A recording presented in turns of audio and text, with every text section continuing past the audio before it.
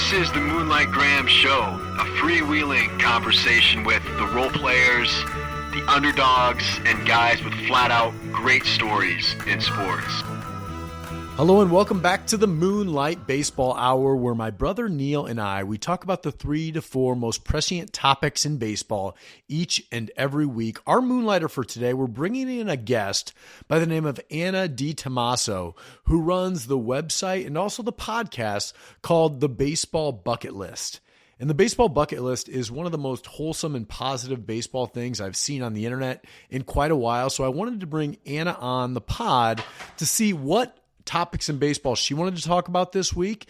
And so the 4 things that we're going to be talking about in this week's Moonlight Baseball Hour are, first and foremost, the new City Connect uniforms that are coming out. Number 2, Miguel Cabrera hitting 3,000 hits, of course. Number 3, we're going to talk about expansion within baseball, and if baseball decides to expand, where those cities are going to be. And the 4th thing is we're going to talk about technology in baseball. This is our best Moonlight Baseball Hour to date. Special thanks to Anna for coming on. Check her out at thebaseballbucketlist.com. She's also got a great podcast there as well. It's a really, really fan-friendly show. Thank you all for listening. A special thanks to our sponsor, The People's Company.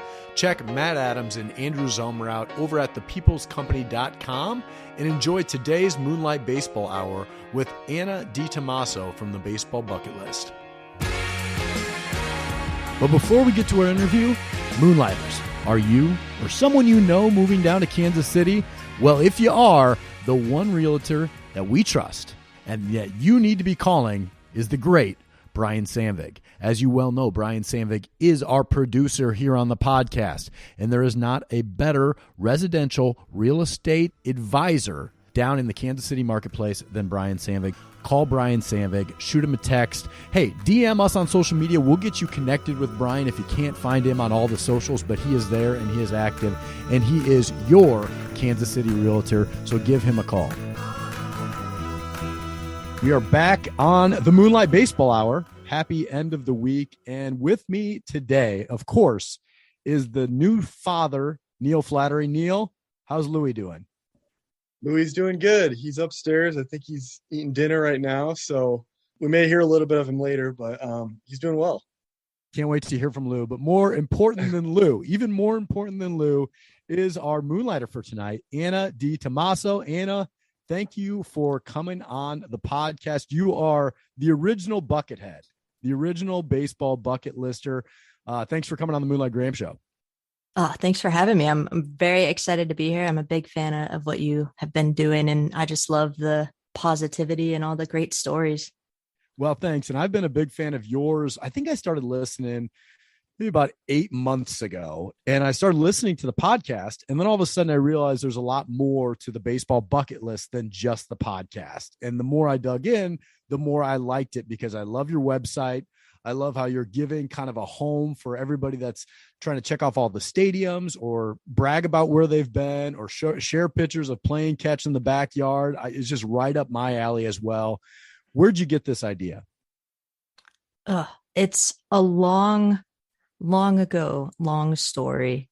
In 2008, I took a big long trip with my dad up to the Northeast. We hit 5 of the ballparks up there, and we kind of looked at each other and said, we should do this at all 30 of them. And, even then I think I was a sophomore in college. I might've been a freshman. I kind of had this inclination that, like, if we're thinking about this, other people are thinking about this.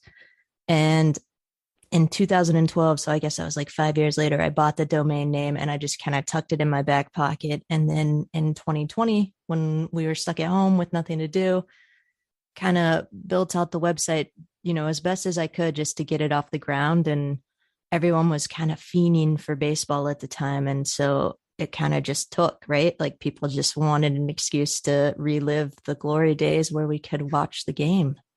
Yeah, I feel that. Absolutely. So going to your baseball bucket list, what is the next thing on your bucket list that you're going to check off? Oh, this will be right up your alley, because here in June, I think it's June 11th, I'm actually flying to Minneapolis, St. Paul for, it's not even 48 hours. It might barely be 24 hours. And I will be catching a doubleheader of the Twins. Twins are going to take on my Tampa Bay Rays at, I think, 1:10, and then the St. Paul Saints play that night. So a group of us are headed up there to watch that. So you're going to see the great Byron Buxton in person. I am. Are you jealous? Lucky you. And you might even catch some Royce Lewis while you're at it. Right? I'm pretty excited about it. There's 4 of us from Curved Brim Media are going to go up there, and we're just inviting anyone and everyone who wants to come. So I think it's June 11th, and yeah, like catch us on Twitter, catch us on the website. We'll be sharing all the details and would love to make it a big group. Neil, what's the next thing on your baseball bucket list that you're going to check off? Well, I was just going to say, I'm jealous about, I've been meaning to go to that St. Paul stadium in particular, because I know that, who's the owner of that stadium? Bill Murray, right? Bill Murray built it like in the middle of St. Paul. And I heard, it's a really fun place to watch a game too. And it's worked out perfectly for the Twins now that they're the AAA affiliate. So I'm jealous that you get to go to that St. Paul stadium too, because that's one of the ones I haven't had a chance to go to yet. And I'm kind of jealous, but as far as everyone else, I'm still trying to get all the stadiums. That's one thing we do. It's like every time we go on a vacation, we have to like figure out a way to check off a different baseball stadium that we haven't been to too. And sometimes it's not always a popular decision if we have to like go to, the Coliseum in Oakland or some of these places that isn't the most fun place to watch a game. But that's something that's kind of on my list to get done at some point. I think the next thing on my list is taking my son to a game, right? I've been to a baseball game with my grandpa. I've been to a baseball game with my dad. And now to turn it over to the next generation, taking Fitz to a game, it'll be a AAA game. He won't probably see a major league game this summer, but he'll see the iCubs play this year. I love that so much. I love that. Anna, what's one thing on your bucket list with a question mark by it that you think maybe I'll never get to this item?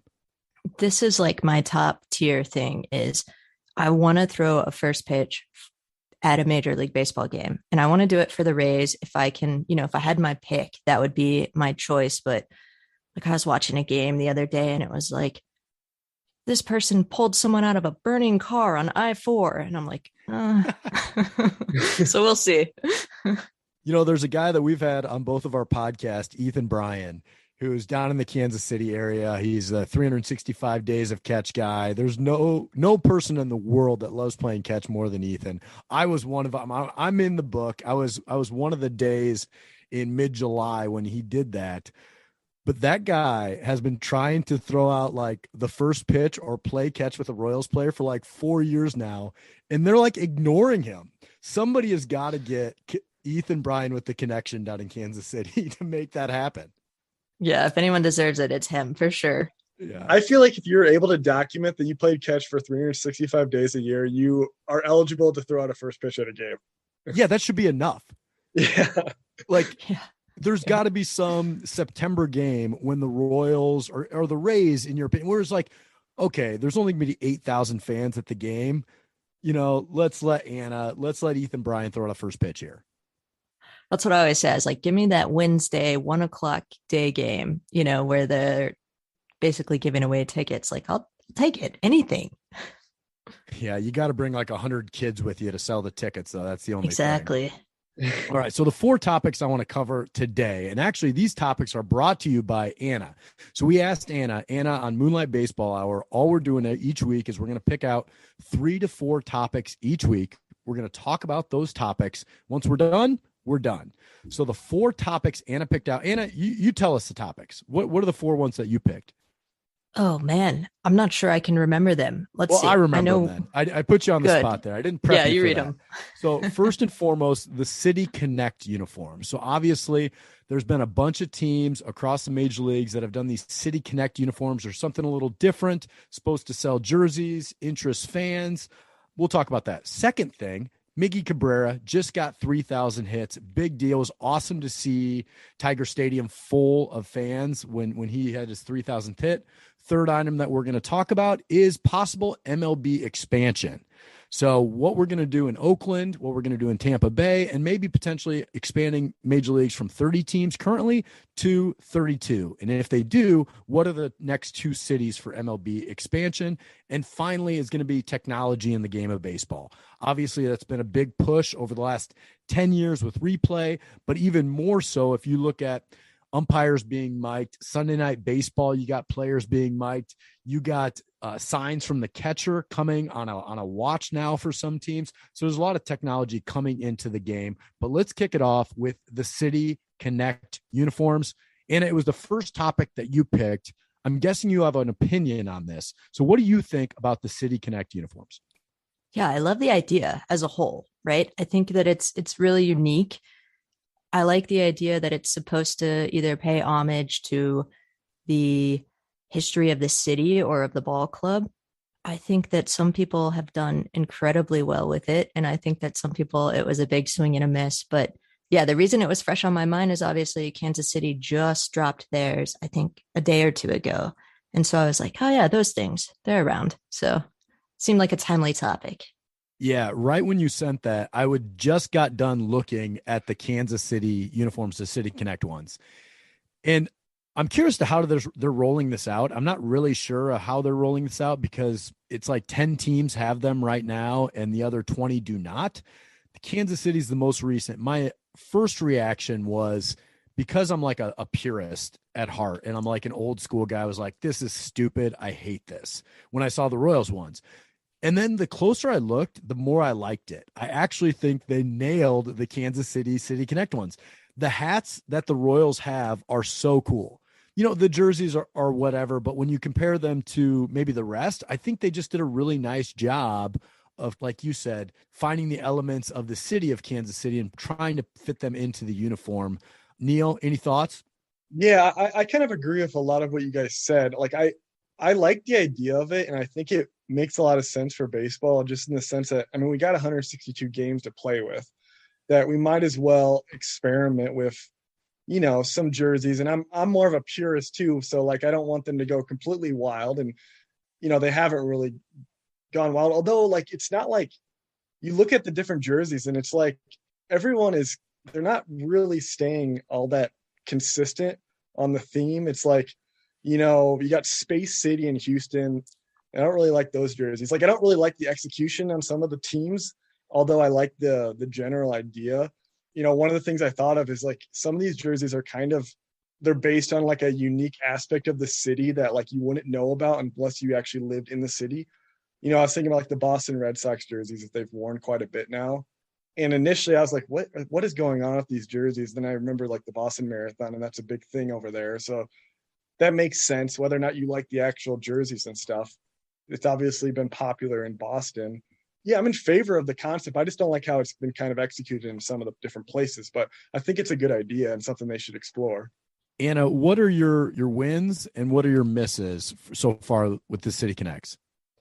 Yeah, I think the absolute best one is Miami's, the tribute to the Sugar Kings. I think that is so sharp. I actually really like both Chicago teams. I think they both did it very well. I'm a sucker for ballparks, so the marquee shape of, you know, Wrigleyville on the chest for the Cubs, and then the color scheme of the White Sox. I like the Boston Marathon thing. I get it. Like, it's emotional. Like, it's kind of especially with the bombing and then Big Poppy and all of that. Like, I get the history. Not a fan of the design. And then the one that I think was just like, what were they thinking, is San Francisco with the clouds. And I don't know. Yeah. Okay. So I agree. Sugar Kings are great. And, you know, the NBA did this too. And the Heat, Miami Heat, have the best version on the NBA side. They did like the Miami Vice thing, and they're so cool. So it's cool to see Miami, which is such a bright, colorful, vibrant city, that the uniforms reflect that. I really like the White Sox. They look like Southsiders, you know. I don't like the Cubs though. I thought the Cubs were a swing and a miss. Similar to your thoughts on the Red Sox, I thought it's weird to see the Red Sox in that. And maybe it's just my own, I don't know. It's weird to see a team called the Red Sox wearing yellow and blue. It doesn't really make a lot of sense.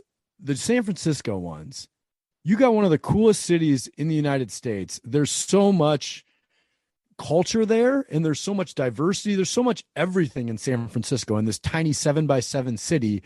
And they look like slow pitch softball uniforms. They're terrible. Just an absolute miss. The Royals I'd put up there.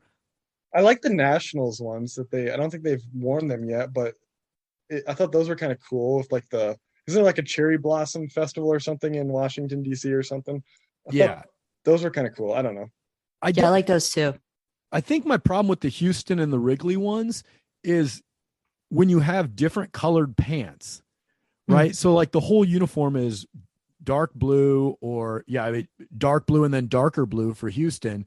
And it just looks like a bad slow pitch softball uniform. Yeah, I do think Houston did the hat really well. I'm a fan of Houston's hat, but I agree with you. Like when you start mixing different hues of blue and it's not like a deep navy versus a light blue, but it's just like two different shades of navy, it kind of reminds me of like the first time a little kid dresses themselves and they're like, what do you mean, Mom? It's blue.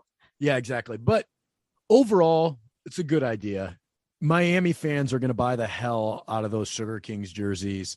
Yeah. I'm sure actually the Chicago White Sox, those Southsider jerseys I bet if you go to a White Sox game tonight, there's probably 5,000 fans wearing those. And it's the perfect reason of why you would do something like that. Mm-hmm. Have the Twins come out of theirs? I haven't seen the Twins. I don't think so.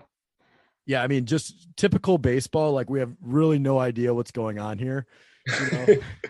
Well, and that's the thing too. It's like, I don't think the PR out has been all that great too. Cause like the Red Sox wear them like every few weeks, where the Twins haven't even come out of theirs. Yeah, I think it's supposed to be a surprise. It's supposed to be like, oh, new city connects from whoever. And I don't like that at all, but that's the way it is. Yeah, and we're trying to stay positive, and they're definitely a lot better than the Players Weekend or the Kids Weekend jerseys or whatever that they wore. Like, I just hated that. I didn't even want to watch the games on that weekend. It was like all black or all white or something like that. Yeah. The more I think about it, the better I like the surprise aspect of these two, because if you remember the first time they unveiled the City Connect, and once social media gets a hold of these alternate uniforms, social media will destroy it within 2 hours. So you may as well just put the people in the uniforms, go out there and play. And the uniforms look a lot better when they're on real living human beings trotting around the bases with a home run and all that stuff. So it's much better than like a mannequin or an injured player on Twitter that's rocking a new uniform. Right. Otherwise it would just be like an article online of all 30 jerseys and then critiquing and ranking them. And then that just gets destroyed before it even gets released. Okay. Second topic, Miggy Cabrera gets 3,000 hits. He's the second active player. Of course, Albert Pujols already has 3,000 hits. Yes, Albert Pujols is still playing. And you're not a Tigers fan, but you're a Rays fan. So how do you feel about these like big numbers, these 500 home runs, 3,000 hits, and seeing a guy still passing them today? That's a huge deal. I think it's a huge milestone. It's something that, I think guys will literally make a decision on whether or not they're going to keep playing if they have a shot to hit a number like that. And I'm not a Tigers fan, but my dad was born in Detroit. So, I have a grandma who still watches the Tigers every day, and she's a huge Tiger fan. And so I follow along with them. They just sent Austin Meadows over there. The Rays did. So I was watching, I was trying to watch, I was watching for, the several days leading up to it. And then I got in the car and I got a text from my grandma. He did it. Were you watching? I love that your grandma's living and dying off Miggy getting a hit. Oh, yeah. Neil, I know you're a big milestone guy. Yeah, and that was kind of my takeaway from it is there's been a lot of talk, especially in recent years, with a lot of these milestones that there isn't the interest that there once was in the milestones. I think especially with like the 500 home runs, like that maybe doesn't mean quite as much as it did 20 years ago or whatever the case may be. But it was just refreshing to see like Miguel Cabrera get these 3,000 hits. And like you mentioned, Tim, Tiger Stadium was full for like however many days when he was trying to get that mark. And it seemed like there was a lot of conversation about it on Twitter. And and online too. So it's like, a lot of these milestones may not mean what they meant 20 years ago, but it still gets baseball fans talking again.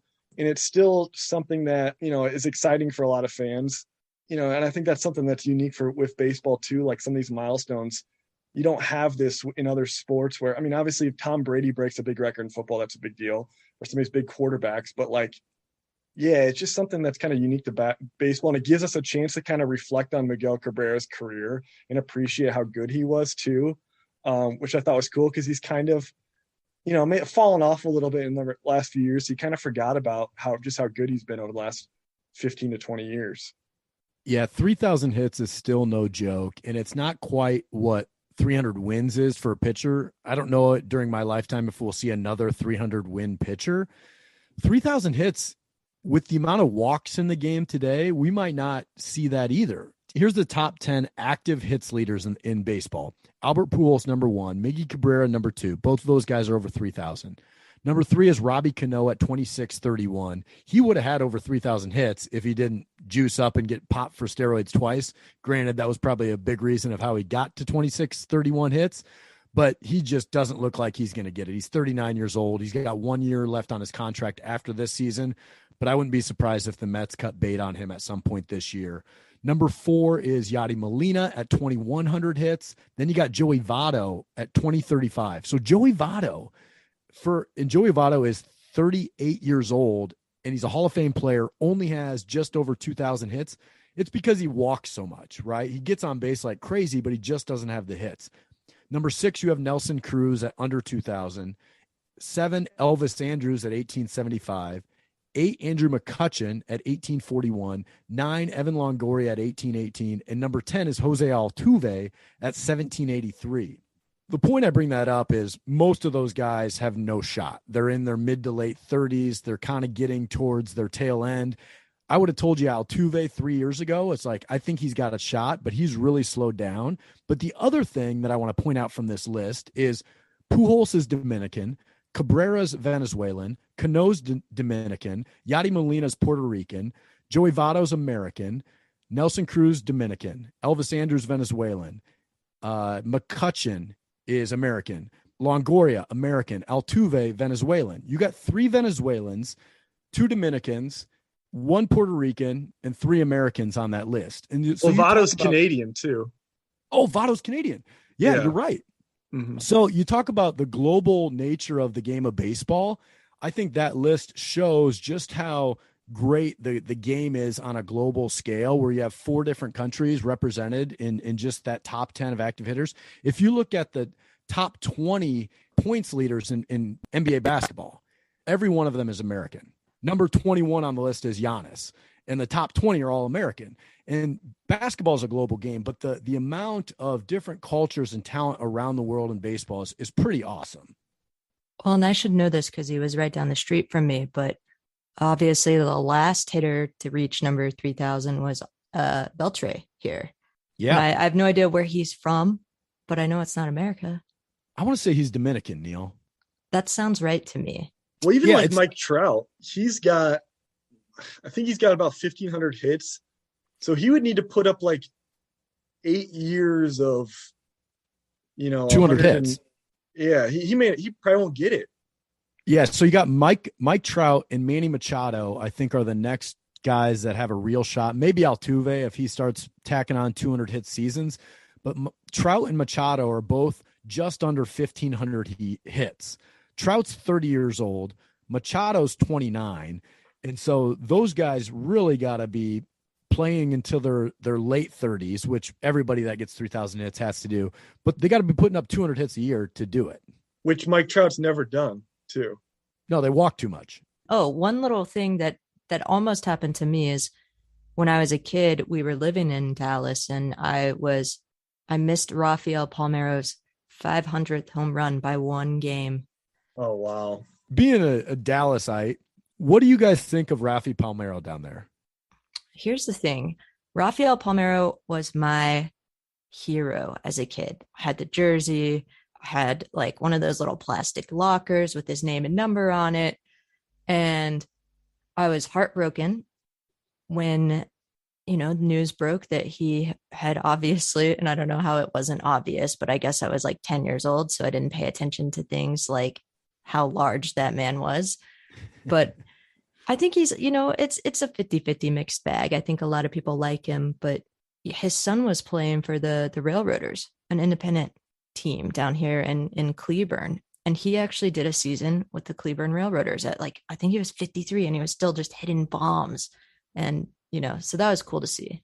He had this comeback because obviously he's one of those guys that's being barred from the Hall of Fame. And you've got other guys that got in, but for some reason, Rafael Palmeiro, also a 500 home run guy. And I mean, Palmeiro's stats are ridiculous. He had 3,000 hits, 585 doubles, 569 home runs, and he's not in the Hall of Fame.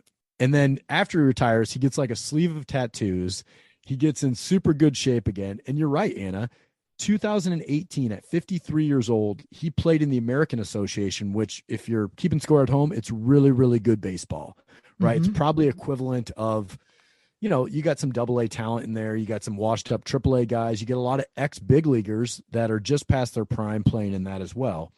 When he was 53 years old in that league, he hit 301, had an on-base percentage of 424, and he hit 21 home runs in that league at 53 years old. That is incredible. Yeah, it was pretty special. Pretty cool. All right, baseball expansion. You're a Rays fan. Before we get to the expansion side of it, you got some serious stadium issues going on in your beloved Tampa Bay area. And then, another Bay area, Oakland, which it seems like we've been having this Oakland stadium conversation for my entire lifetime now. So, Anna, what are your thoughts on the home of the Rays? It's in a bad spot. I think that's its biggest issue. I think most fans are not choosing to miss games because of the ballpark itself. I think it's incredibly difficult for folks who are, especially north of the ballpark, north of St. Pete, to get down south to St. Petersburg. There's this incredibly long bridge. So, essentially 2 lanes on each side, and it's under a tremendous amount of construction at all times. And so it just becomes this gridlocked nightmare of trying to rush to make first pitch, or even realistically, not miss the first third of the ball game. So I think that's where the major issue lies. Of course, I haven't lived in the Tampa Bay area for, I think it's been a decade now. So I don't know that I'm super well qualified, but I know if those were the things that we were talking about a decade ago, they probably haven't gotten any better. So that's how I feel about that. I think that's how the majority of Rays fans feel about it. The rallying cry down there is to move the club and the ballpark to Tampa proper, where the Buccaneers play, where the Tampa Bay Lightning play, and they obviously have no problem drawing crowds. Yeah, it seems like such an easy solution. Well, it seems like such a simple solution, but that solution may not be easy. And we've seen this with ballparks, and I think this is where Tampa and Oakland are similar. It's all about trying to find the agreement between how much private money from the ownership group and how much public money is the local tax area going to chip in towards this. And we've seen it lately where it's not helping the cause much, where you have major stadiums like SoFi out in LA, where so much of that is being put on the taxpayer to fund these stadiums. But every time one of those stadiums is built and does that, that makes the next stadium even harder to build, because then an owner is not going to say, well, I know that owner didn't put $2 billion of his own money to do it, but I will. It's like, why would anybody ever do that in their own right? So I get why it's taking so long, but I see this as an issue of baseball needs new money in the game. And there's just so few like Steve Cohen's out there, and Neil and I have talked about this, but whatever you think of Steve Cohen, he's willing to spend money. He's got a ton of it, and he's rattling the cages of kind of this game that needs to be rattled a little bit. And it just feels like a lot of these issues could be solved if you really have people that are wanting to get a deal done at the ownership table here for Tampa and Oakland. And it just doesn't seem like those ownership groups really want to have a compromise.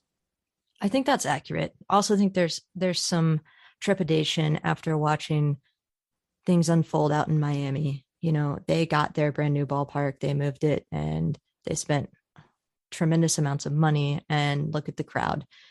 And, you know, I mean, a lot of the new Globe Life field here in Arlington was tax funded, either hospitality tax, you know, in the city of Arlington, or I don't know, I'm sure city tax, some way, shape, or form. I don't live in Arlington, so I didn't pay that much attention, but I know that the consensus among people who live there was like, I don't know if we want this. How's it been received since it's been up? You know, it's tough to say, because obviously 2020 did nobody any favors. And of course, a little fun fact is that every time the Rangers have opened a new ballpark, there has been a shortened season. So we can blame them for the pandemic, I'd say. But I personally loved the old ballpark. I grew up in that ballpark, and so I have a lot of emotional attachment to it. It's beautiful. It was kind of the first of the like retro homage type ballparks. The problem is, you know, in August, people are literally passing out in the aisles from heat stroke. So I get it, like the dome, the AC, it's all necessary, but it's fine. You know, like that's my general feeling about it is it's fine. I heard someone call it a mall park, and I think that is like the most accurate description I could give of it. Neil, do you have the solution for Oakland and Tampa? No, I don't. And I don't even know what the status is right now with especially Oakland, because I've been seeing their fans on Twitter and stuff. I mean, it seems like they're just completely boycotting the team almost this year until something gets resolved. And yeah, like you kind of outlined it well, Tim, where you give the case for the owners. Like, why would they foot the bill for a stadium when they can maybe move somewhere else and get taxpayers in that jurisdiction to help foot the bill, you know, at that point too. So it almost seems like these owners are holding these fans hostage, saying, we'll move somewhere else unless you pay for our stadium here. You know, so I'd hate to see them move. I don't really want Oakland to go to Vegas, because I don't know. Vegas, it seems like just like the natural move for them after the Raiders went to Vegas too. But it seems kind of like, I don't know if in Las Vegas, I know there's plenty of people who actually live in Las Vegas too, but it doesn't seem like a place that's going to like promote like a local fan base and that sort of thing. That's going to be fun to follow. I don't know. So I hope they're able to find an option in Oakland. I like the renderings of the stadium that has been proposed there. I don't know how far along that project is, but it looks cool. So I hope that happens, but I don't know what anything else. It's amazing to look at the Oakland Coliseum pictures before they put the upper deck on. Have you ever seen those from like the 1970s? It's incredible. Like that was an incredibly beautiful ballpark. And they put that upper deck on, and obviously it's great for the game to have more fans. And that Oakland Coliseum during the Mark McGuire, Jose Canseco, Tony La Russa A's was awesome. The problem is they never updated it, and it's it's turned into a junk stadium. But that used to be just a beautiful, beautiful setting for baseball. And Oakland has proven through the years, in the Bay Area has, that they will support their teams if you give them reasons to support it. So I hope baseball stays in Oakland. But let's move away from Tampa and Oakland, because we're not going to solve that on this podcast. Let's say baseball is moving to expand 30 to 32 teams. Okay. We've heard that the NBA is expanding, and the NBA is talking about Vegas for sure, and maybe Seattle as the other expansion team in basketball. Anna, if you're going to expand, where are you putting the two new expansion franchises? If it's my choice, one goes to Nashville and one goes to either Charlotte, North Carolina, or the Raleigh-Durham area of North Carolina. I think those are some of the fastest growing cities in the country right now, and a lot of transplants, a lot of people who probably were baseball fans in one location, now kind of in a desert of baseball fandom. Yeah, and I know Nashville's making a big push for this. They recently have a committee together. I think Dave Stewart we just mentioned Oakland A's. Dave Stewart's on there. Tim Corbin from Vanderbilt is on that committee as well. Nashville seems like a really obvious choice. Raleigh, of course, you have the Durham Bulls there. Both cities have AAA stadiums that could be converted to Major League stadiums. So the stadium issue could be solved there. But it seems like those two areas are pretty close together. And I would guess that MLB wants a West Coast option there too. Neil, where are you putting your two extra stadiums here? Yeah, well, I had Raleigh down too, just because I think the highest level baseball that's in Raleigh, the Raleigh area right now, is the Carolina Mudcats, which is I think they're like a single A affiliate right now. What about the Durham Bulls? Well, the Durham Bulls are AAA too, but there's nothing in Raleigh proper right now. And Raleigh, like Anna mentioned, is a very fast growing city, and they have a pretty organized group of people who are trying to get baseball to come to that city. And it makes sense to go somewhere in that area in the southeast corner of the United States, because there's not a whole lot of Major League Baseball teams over there, and it's a fast growing area. I know Portland is another area that has had people try to get baseball to come there too. They have a history of baseball in the city. But I don't know if that would make sense if Oakland still has a team, because it's kind of Pacific Northwest and close to that area too. And Oakland's struggled to draw fans in recent years too. And I don't know if they have a lot of corporate sponsors in the Portland area too that would help bring a team over there too. Other than that, I don't know if this makes sense too, but I think having a team in Montreal is cool. I don't know if it makes sense or not, but I like the French baseball aesthetic. I think that gives baseball fans a cool and unique baseball culture. But baseball's had their problems in Montreal too, so I don't know if they'd want to revisit that area. If Montreal doesn't work, I think I've heard people float the idea of Monterrey, Mexico too, because it's kind of on a bigger city in Mexico that's closer to the United States too. That's bigger too, but you'd run into some other problems too with that one. What about Mexico City? My only problem with Mexico City is because it's even farther away. It's at even a higher altitude than Denver, Colorado, and there's already issues with the baseball in Denver. I think it makes a lot of sense, but I think there's also some problems there with the altitude and the distance for away games and that sort of thing. Yeah, I don't know. What sure. do you think, Tim? Well, I think Austin, Texas is something that they need to look at. Also kind of a transient city, but a booming city. There's a lot going on. Granted, I don't know, Anna, you would know better than me of how a city like that would embrace baseball, but it sure seems like they embrace the Longhorns quite a bit down there. Yeah, that's an interesting thought. I haven't heard Austin pitched. I would feel the same way about that as maybe, Neil, some of the points you brought up about Portland, right? So Portland supports their soccer teams really well, but I feel like that's kind of what the demographic is. It's a younger, more hip and woke demographic. I don't know if that's the right word or not, and I think Austin is a very similar kind of group of people. So I don't know. That's a good question. I know the baseballism guys are out of Portland, and I was actually surprised when I first found out that they're out of Portland. And it seems like there is this undercurrent, Portland pickles, Portland, all of this. There's a group there, right? That is all about baseball, but it seems really niche to me. And it seemed like the pandemic, what was going on in Portland and then what was going on north of the border in Canada really might have quashed any chance of Montreal and of Portland being cities for expansion in the near future. Whereas Austin, Texas, and where you saw booms in population might be better fits. I think the Mexico City thing should be considered, because that would be a huge,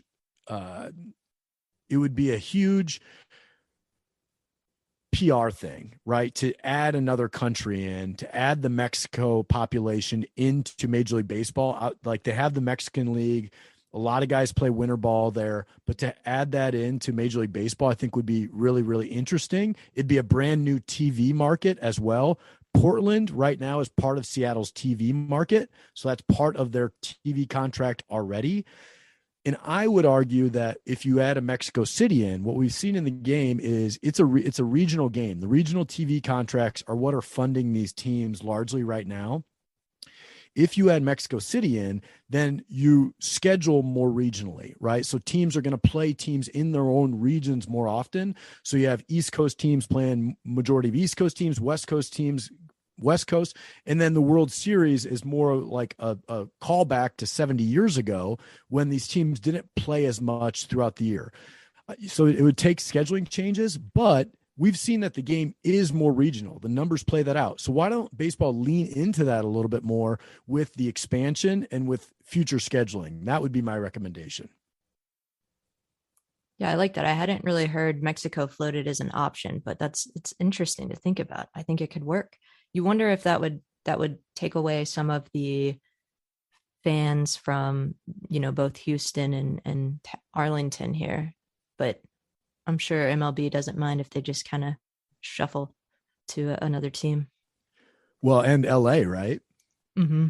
I mean, I know that LA is so Dodger town, right? But you have all of that Mexican population, the Mexican American population in South LA. Like every LA guy I played with wore the Dodger hat all day, every day. And that's just, if you walk around that town, it's similar to New York, right? Everybody's in a Yankee hat in New York. Everybody's in a Dodger hat in LA. I'm sure if Mexico had a team, that would take a lot of that South LA population would be fans of that. And I think that'd be kind of cool too. Yeah, agree. I'm interested. I like the Mexico idea a lot. I just have heard that, Mexico has a baseball culture, but it's more on the northern end of the country, near the United States border, where there's a lot of baseball fans and that sort of thing. So I just don't know if I know Mexico City is a massive city and that sort of thing too, but I just wonder if it would work and if it'd be worth the risk and just the hassle of scheduling those games to Mexico City. And it'd probably be hard to get free agents to sign and want to play in Mexico City too. Probably kill the Mexican Baseball League too. I don't know. Yeah, I mean, Mexican Baseball League, it doesn't play concurrently though. It's a winter league. Okay. Mm-hmm. That's an interesting point. I didn't think about the free agency side of that, but it shows something that if the NFL is trying to make this work, then MLB should be doing something to try to make that work. Have they ever played a game in Mexico City? Did they try to do that a couple of years ago? Did COVID put an end to that? I want to say they did, yeah. I don't remember. But I'm not sure, yeah. Not sure.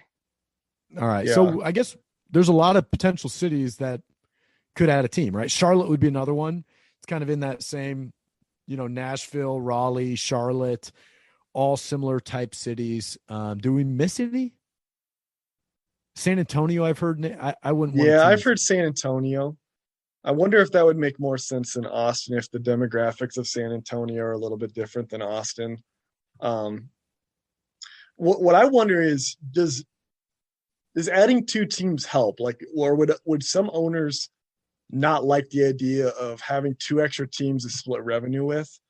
Or on the flip side is like the regional nature of baseball, adding two more teams in new markets, just add interest in baseball in a way that, like maybe an NBA, where an NBA maybe is more of a national brand at this point, where, I don't know, teams aren't necessarily as focused on their local team. They're worried about what LeBron's doing and that sort of thing.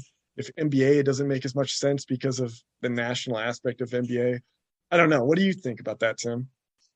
Like, does it make sense at this point to add two teams? I think it makes sense to add new teams if it opens up a new TV market. Yeah. Mm-hmm. And that's why I think Vegas makes sense for a lot of reasons. Now, you're not going to have like a lot of homegrown fans there, but if you can sell out those suites, if you can make that a party atmosphere. Nobody thought the NHL would work in Vegas, and it's been a home run. The NFL is going to work in Vegas too. I think that MLB could work in Vegas as long as you have the right ownership group in place to do it the way that they've done it on the NHL side. I think that could be a really big win for MLB. Anna, any thoughts there? I think you're right. I mean, as much as I dislike Vegas as just an idea, I wouldn't be particularly excited to go visit there, which is kind of where I like how I rank these options. But you're right. Like the Golden Knights are a home run for that ownership group, and then they've got the Las Vegas Aviators, which I'm blanking on what level of play that is, but I know that they do decent with crowds, and so there are fans out there, and I'm sure that they've all adopted some team that's either nearby or has some sort of emotional connection to them, but maybe they'd be Vegas fans. And can't you see like Bryce Harper when he's 38 years old signing with Las Vegas, as his swan song, like Wade Boggs with the Rays, Fred McGriff with the Rays, right? Bryce Harper hits his 500th home run as a Las Vegas ace. Yeah. Well, is that in the LA TV market though? Las Vegas? Or I mean, probably is, but LA's TV market is so big in just LA. yeah, that's true. You could probably put another team in LA and it would make sense. Yeah, exactly. Yeah. Mhm. All right. So final thing we want to talk about here is technology in the game. So I'm watching Sunday Night Baseball the other night, and Bryce Harper is on the mic for like 4 innings in a row. And I wouldn't necessarily say it was great, but it was interesting and it kept me watching. I think Joey Votto has done it the best when he had the mic on him. And generally speaking, I don't want the mic on a major league player every game, but if it's just one game a week, right, out of the hundreds of games every week, if just one game a week on Sunday night, I actually think it's kind of cool. And it's might be my favorite technology in the game thing right now. Yeah, I think that's always something I've been a fan of during the All-Star game. Of course, it's a little less high stakes there because, if you flub a play because you're busy talking to the booth, it doesn't really count for much. But I think it's cool, right? Like not every game, like you said, but yeah, it definitely provides like it gives Sunday Night Baseball a little something extra. Yeah. Right. And some of these interviews that you do get from baseball players at some points can be dry, but just when you get them when they're actually like in the middle of a game, it just adds a level of interest that you don't normally get from watching a baseball game. I do think it's pretty cool too. Sorry. No, go ahead, Anna. I think it's pretty cool when they like talk through the strategy of, how they're positioning themselves on the field based on what the pitch count is or things like that, because it's things that you might be thinking and know intrinsically as a baseball fan, but then it's like, oh, that's why he's doing that. That's why he's, shaded one way or another. Yeah. And to that point, the thing I like most about it is it's reminding fans that there is something going on every pitch. Right. And so a lot of times as fans, you're just kind of watching absentmindedly. And then Bryce Harper is here saying he's changing positioning in the outfield based on the count and the pitch that he thinks based on the scouting report that they went over. So all of a sudden then it's giving somebody that's watching that didn't know that before, oh, there's something that I can start watching for when I'm watching the game. And I think it's really cool. I don't want to see more. Like I said, I don't want this on every Wednesday night, Thursday night game, but I think that's been the best addition, especially for Sunday Night Baseball. By the way, Sunday Night Baseball needs to get rid of the 3-person booth. 3-person booths are just terrible in general. Have it be 2 people and then mic up the player, and I think that's your ticket there. Otherwise, it's just too crowded. Agreed. All right. Other technology in the game. We're seeing a lot of, replay, obviously has been around for a while, but then we have like the new pitch communication, pitch comm. We've got umps being mic'd up now. We've got just Anna, tell me where you're at with all of the kind of influx of tech. Yeah, I mean, I honestly haven't noticed like a big difference in the way the game feels on a daily basis, which I was worried about, and so I'm quite relieved about that. I love hearing from the umpire what the decision on the replay is. I mean, I don't understand why, like literally just look at football guys. They've been doing it for, how long, but you're going to try to signal. So I like that one. That one makes a lot of sense. And the pitch com or whatever they're calling it, I was hesitant to buy into it at first, but then I was like, oh, I guess he's using it, and I didn't even notice. So it doesn't bother me. The pitch-com thing, at first, I was so anti. And I guess I'm still anti-pitch-com because I think stealing signs has been a part of the game forever. And that's a fun part of the game that like fans could watch on TV, right? You could see number one, number two, you could try to pick the signs. But once you read into what the Astros were doing, what the Red Sox were doing, what the Yankees were doing, like that was a level of technology in the game that I hate even worse than pitchcom, right? If people are in the replay room right next to the dugout using video out in center field to pick the signs and then relay them to the batters and the runners in real time, like that's just what I consider cheating. So if we're getting rid of that by implementing pitchcom, then I'm supportive of pitchcom. Yeah, that makes a lot of sense, Tim. I'm against it too, but it's kind of hard for me to defend my take when I haven't even noticed it. And so it's like I can't really make a case that like I really love the pitcher catcher exchange when it's like pitchcom may have been happening and I was watching a game and I didn't even notice that it was going on. And so that's kind of where I'm at. But I mean, just in general, like I like the technology when it adds more entertainment value, but I don't really like, I want it limited when it actually is impacting the actual play on the field. Like the replay thing, like Tim and I have talked about how we don't like the replay in baseball too, but like if we're going to have it, like it's an obvious choice to have the umpire announce the call. I would even prefer it, and I've said this before, I'd prefer if the umpires were making the call on the field by looking at the video board. And so then then they could still make a bad call, and we could boo them from the stands, but they were looking at the same replay that we were looking at instead of calling into New York City. But that'll never happen. I think that's a great point, right? Because like, is that the way that it's still done in the NFL? Is they go under the hood and they're the ones watching the replay, and then the referee is the one who's making that decision. I know that was the way it was back in the day. I don't know if that's still how they're doing it, but you're right, Neil. Like then it's still the umpire who guffs it up or whatever. Yeah, because I think the spirit of why we have replay is to fix the obvious mistakes, not fix like was his toe like slightly on the bag when he was sliding over second base. Like, for those calls, let's just go with the call on the field for the most part. And we can go on the video board to fix the obvious ones. And then, I don't know, I think it would still be fun if the umpire was still making the call. What do you think, Tim? I completely agree with you guys. And the big story this week was Angel Hernandez having just an awful game behind the plate, right? And so after that game, everybody's blowing me up on Twitter being like, this is the best reason for robot umps, blah, blah, blah, blah, blah. And robot umps, everybody knows that's too far for me. Yeah, I'm not saying I'm done with the game.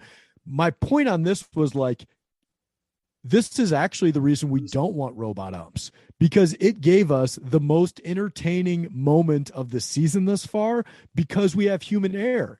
And if this is entertainment, there is no better entertainment than watching Kyle Schwarber lose his mind, a grown man lose his mind at another grown man in front of 30,000 people and millions at home. It's like, that is pure entertainment. And if baseball is sitting there thinking that wasn't good for their game, then they're crazy.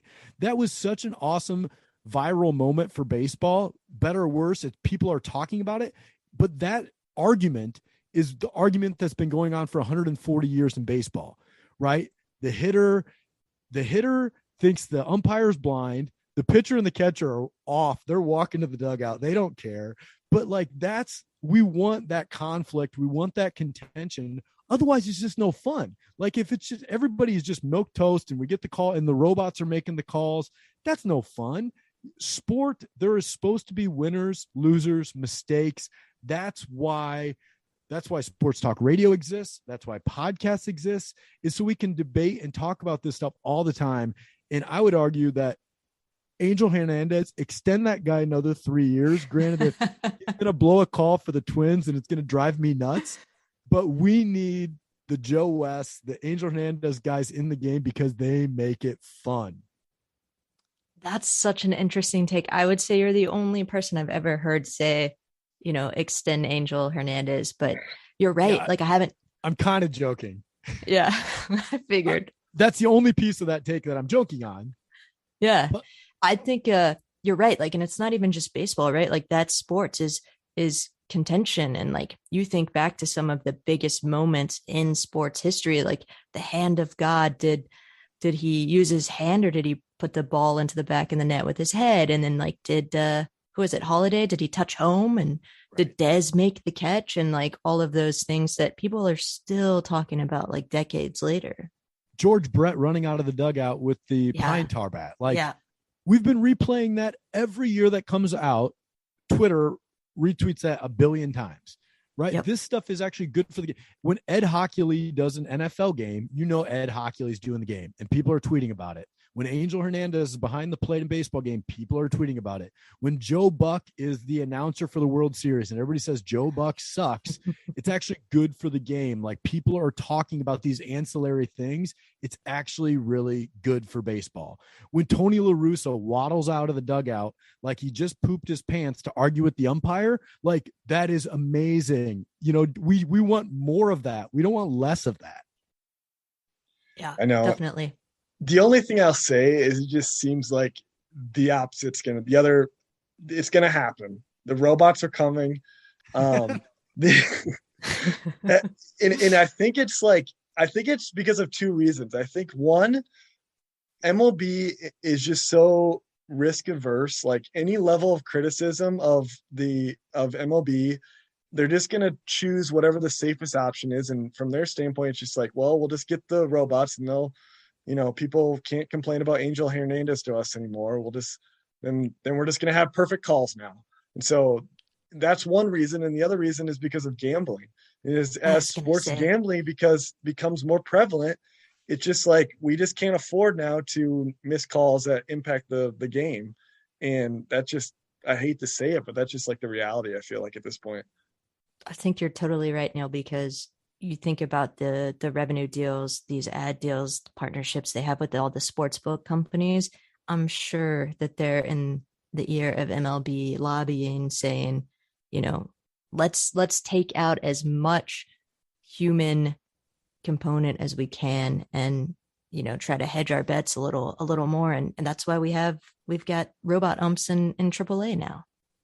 Mm-hmm. Yeah. I just added something to my bucket list and I'm kind of weighing it back and forth right now, but I want to get tossed at some point. I don't know how that looks like as a fan, as a player in my old man's league, but also I don't want to set that example for my son and I don't want anybody else to see it. But there's just something amazing about like somebody getting tossed in a baseball game. And I kind of just want to lose my mind at some point and I don't know. I just want to get tossed. I'm putting that on my bucket list right now. I want to do what Kyle Schwarber did. And then everybody's going to be like, you know what? I'm actually on Schwarber's side, but I'm glad he freaked out and not me. I want that to be me one time. I love it. That's the first time I've heard that. So I like it. Neil, have you ever been tossed? No, I think the closest I ever got was I grounded out to lose to Garrigan my senior year, and I tossed my helmet down the baseline. And game was over at that point. And I think they like clinched the North Central Conference title. It's a big deal, Anna. And Joe Shanks, he just told me, don't ever do that again, Neil. Did you ever? And that was the last time you threw the helmet? That was the last time I did it. Yeah. Yeah. Anna, did you ever get tossed from a soccer game? No, I never did. The closest I ever came was I got into a little shoving match with another girl, but they broke us up and that was that. So I suppose in soccer, you got the red card. So Mhm. that's technically people getting tossed. Does Yeah, that exactly. happen what happens more? Somebody getting tossed from a baseball game or a red card in soccer? Oh, that's a good question. I would say like when I think of guys getting tossed from ball games, it's usually like a coach, right? Or a manager. So the red card is very rare. Like I saw that only a handful of times in my entire career, and I played up until I was 22, and especially the hard red, which is like, you know, you have your soft red, which is 2 yellow cards, which might be 2 kind of dicey fouls, and then the hard red is like a flagrant or something violent. So I only saw that like maybe once or twice.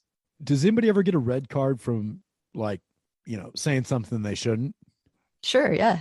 It's up to the ref's discretion. That's the thing. That's what I'm saying. Yeah. Right. In soccer, at what level of soccer do they have like the NHL goal replay line, or is that still? No, they have it now. It's called VAR, which is like virtual assistant referee or something like that. And it's the same, to Neil's point, like they'll now call back a goal that was offside by like a hair, which is, totally indistinguishable by human eyesight. And they will now disallow a goal that, never would have been disallowed before. This little laser beam is measuring where your foot is. It's ruining the game, honestly, especially for here we go. Well, because think about it, like soccer doesn't have hard stoppages usually, right? Like the ball has to go out of bounds or something has to happen in order for play to stop. So like if you call someone offside and they're not, then you've stopped play and you can't just pick it back up where it was. So anyways, that's my soapbox. What levels do they have that on? I know that they're doing it internationally. Like I've seen it in UEFA, and I've seen the women's team when they were playing like maybe CONCACAF and stuff like that. I'm not sure about the professional leagues here, like MLS and NWSL or whatever they're calling the pro women's league now. Yeah, I'm just anti-robot umps all across the board. I think it's good that we call them robot umps. Like robot umps sound more nefarious than like automatic replay or something. So I think we should stick with that. Yeah. Well, it's like iRobot, right? Like I've seen this movie. I don't like how it ends. Yeah, exactly. Yeah, in the movie 20 years ago, it would be an actual robot dressed up as a referee. And now it's just, obviously it's a computer system that is being installed somewhere. But I like the idea of the robot ref that's wearing the stuff that a normal umpire or ref would wear. That's what I want my robot. If you're going to go robot umps, you have to do that. It's like the Jetsons, right? Yes. All right, Anna, tell us how to do the baseball bucket list. Your podcast, your website, you can sign up. Just give us the whole rundown here before we close it up. Sure. Yeah. First of all, thank you so much to both of you for having me on. This is a blast. The time flew by. The best way to find us is baseballbucketlist.com. You'll find links to everything there. The show is just the Baseball Bucket List podcast. And that is a weekly show where I interview a different fan and we talk about their favorite baseball memories, what's left to check off on their baseball bucket list, and just kind of what the game means to them. And so those are the best places to find me. I'm real active on Twitter, not so much the other social stuff. Well, I love it. Anna, thanks for coming on and keep up the great work with the Baseball Bucket List. You are one of the pods that I listen to on a weekly basis. Everybody's got your regular pods. I listen to your pod every week, and it's I love the grassroots nature of it and just how, just why people love the game of baseball. You ask that question a lot over what it means to them, and it's weird how I resonate, or so many of those stories resonate with me.